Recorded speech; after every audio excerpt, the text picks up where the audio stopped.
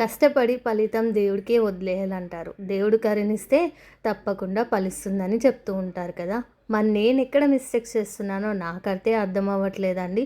నా వరకైతే నేను కరెక్ట్‌గానే చేస్తున్నానని అనుకుంటున్నాను. అసలేమైందనుకుంటున్నారా?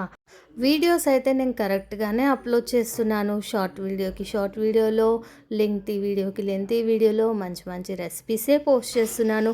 మరియు సబ్స్క్రైబర్స్ మాత్రం, వ్యూస్ మాత్రం రావట్లేదు ఎందుకండి?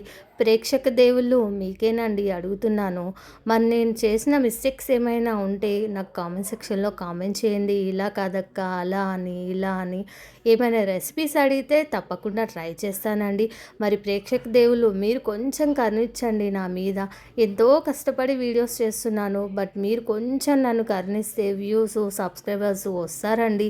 యూట్యూబ్‌లో ఎన్నో ఛానల్స్ ఉన్నాయి. యూట్యూబ్‌లో నాదొక చిన్న ఛానల్. నా చిన్న ఛానల్ పైన కూడా కొంచెం కరుణించి వీడియోస్ నచ్చితే లైక్ చేసి, షేర్ చేసి నా ఛానల్‌ని సబ్స్క్రైబ్ చేసుకొని గంట సింబల్‌ని కూడా ఆన్‌లో పెట్టుకున్నారంటే నేనెప్పుడు మన ఛానల్‌లో వీడియో అప్‌లోడ్ చేసినా వెంటనే మీకు నోటిఫికేషన్ ద్వారా వచ్చేస్తుందనమాట. ఎప్పుడో భూమి పుట్టినప్పుడు స్టార్ట్ చేశానండి నా యూట్యూబ్ ఛానల్. ముక్కుతూ, మూలుగుతూ 3000 సబ్స్క్రైబర్స్ వచ్చింది. ఇంకొంచెం మీరు కరుణించారంటే ఒక 10K సబ్స్క్రైబర్స్ వరకు రీచ్ అవ్వాలని నా ఆశ అండి. ఆశపడడంలో తప్పు లేదు. బట్ మీరు నాకు కొంచెం హెల్ప్ చేసి మీరు చేయాల్సిన హెల్ప్ వల్ల వీడియోస్ నచ్చితే లైక్ చేసి, షేర్ చేసి, సబ్స్క్రైబ్ చేసుకుంటే చాలండి. మీరు ఇచ్చే ఈ హోప్ వల్ల నేను ఇంకా మంచి వీడియోస్ చేస్తాను. Okay, bye.